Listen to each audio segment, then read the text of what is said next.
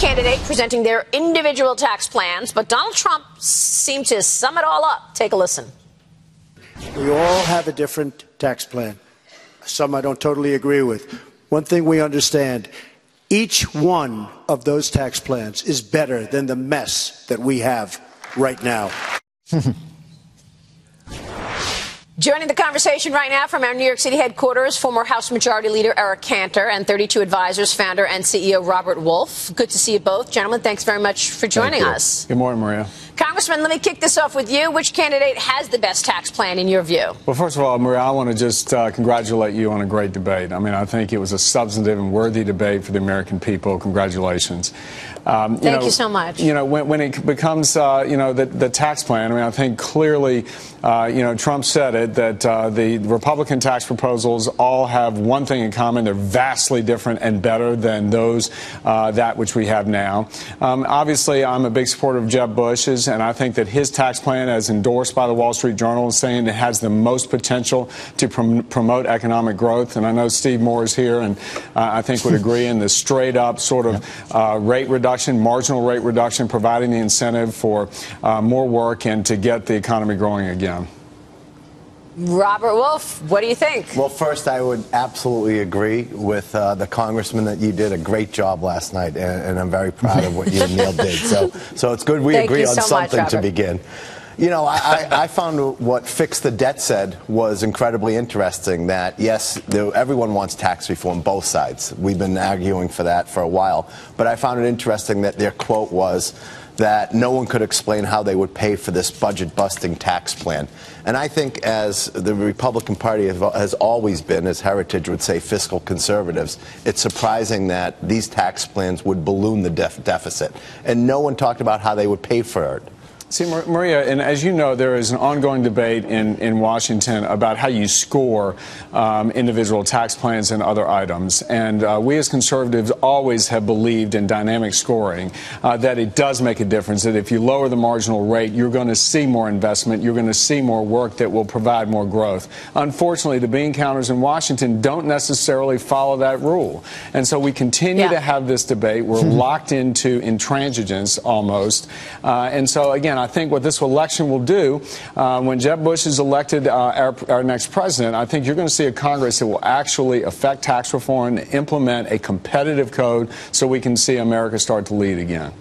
That's interesting you say that. So you think Jeb Bush lifted himself last night? You know, I think there's no question that Jeb obviously did much better than he did 11 days ago. You know, clearly is in the fight to win, was the serious individual on the stage with a command of policy, both domestic and international, and squarely focused on taking on the Barack Obama economy and Hillary Clinton's policies that, frankly, haven't worked for the American people over the last 7 years. You know, sorry. Go ahead, Robert. I would just say that certainly I think Governor Bush did a better job than the others, and I thought his words on immigration were pretty strong for a Republican, considering, you know, most of the people up there were, you know, really against where this country is with a pathway to citizenship. I would say, though, as a Democrat, you know, probably more neutral than most people on this panel today, I felt Rubio did the best job. He's clearly the most comfortable up there on stage. Yeah. He's the best performer and debater. I would say substantively, I would say probably Kasich and Bush had the most substance when it came to economic policy, immigration, and foreign policy.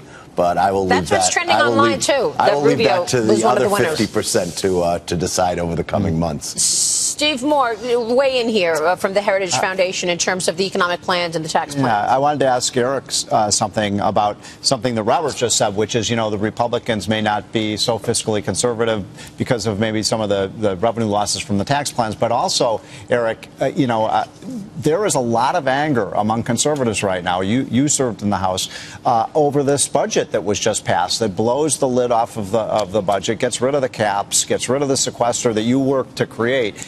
And I wonder, how are you going to respond? How are Republicans going to respond to this criticism Robert is making, is that we're not the conservative party when it comes to fiscal policy? See, and Steve, I think that's where leadership matters and being able to affect real change. And that's why I'm so excited and energized behind Governor Bush, because he did it in Florida. I don't think there is another governor with more conservative outcomes than the 8 years under Jeb Bush in Florida. He reduced the size of state government, cut spending, lowered taxes, and the state experienced over 4% growth most of those years. And the state also, one of our most dynamic, with more immigrant population than most states, also produced more jobs. So, again, I think this is when the policy command and leadership matters, the ability to affect results. And, again, I think that's where Jeb Bush began to show that he is this serious leader that can take this country back and put us in the right direction of growth. We had a pretty good discussion in the first debate about the Federal Reserve. I got to tell you, we did have to cut out a lot of things in last night's debate and the main stage debate, because they did take up time talking to each other and sort of taking a few jabs at each other. So there were, I don't think the audience noticed, but we did actually cut some things up. But Steve, you have some real opinions about the Federal Reserve and how the candidates are looking at Janet Yellen. I feel like it was unanimous that I don't know that if any of them get in, they're going to renominate her. Right. No, and I think certainly not is the takeaway from last night. And I was surprised, pleasantly surprised, the degree to which the Fed was made an issue. Because let's face it, the Fed right now and the central planning that we have going on right now writ large via monetary policy is one of the key drivers, if not the key driver, of income inequality.